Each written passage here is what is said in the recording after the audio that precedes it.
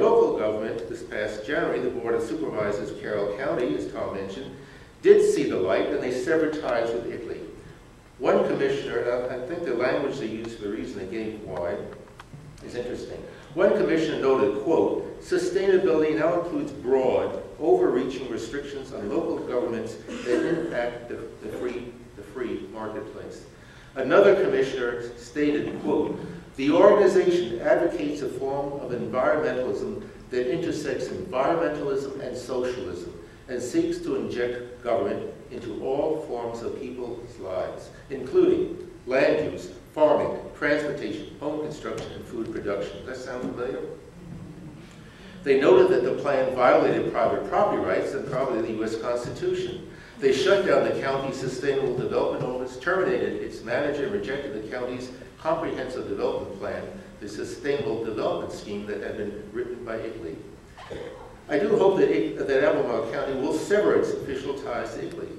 However, the Board of Supervisors appear convinced that ICLEI and ICLEI-provided software are indispensable and innocuous. They refuse to see themselves as part of the UN Agenda 21 mandate. However, even severing these official ICLEI ties would not be the end of it. The game plan of ICLEI has been set into motion into our local government these past several years, as I have perhaps overly documented. The environmentalist staff is the apparent source for Board of Supervisors' science opinions. The first 3 ICLEI milestones have been accomplished. The next step is to herd you into the sustainability and behavior modification pens. To those in city and county government who are so dedicated to the ICLEI dogma, I suggest they read or perhaps reread, quote, The Death of Environmentalism. This is a 2004 paper on by 2 environmental activists, not skeptics, but environmental activists, Ted Nordhaus and Michael Schellenberger.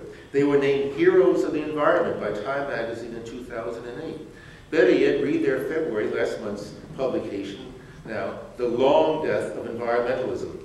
These environmentalists give 12 suggestions for improving our environment. And number 4, I like. Number 4 reads, quote, we need to stop imagining that we will solve global warming through behavior changes. Global development and urbanization are salutary trends, for they bring with them the opportunity for billions of us to live longer, healthier, and freer lives. To me, this is the sort of meaningful environmental policy lacking locally.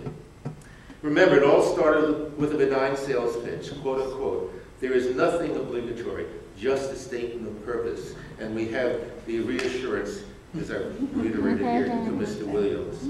The actions of LEAP and the Thomas Jefferson Planning District Commission document ICLEI in action and their real objectives. Even if our local government does not get it, I hope you will do your homework and get it, and get ready to defend your personal and private property rights. Will our Board of Supervisors be able to resist the recommendation of these activist groups? So far, the record here is not encouraging. The record in Carroll County and 3 others which Tom mentioned shows it can be done. And of course, I don't have Thomas Jefferson, have a good one from him, but here I close with H.L. Mencken's quip. This is in the early 1900s, so there's nothing new here. His little phrase, little quip, quote, the urge to save humanity is almost always a false front for the urge to rule it. Thank you.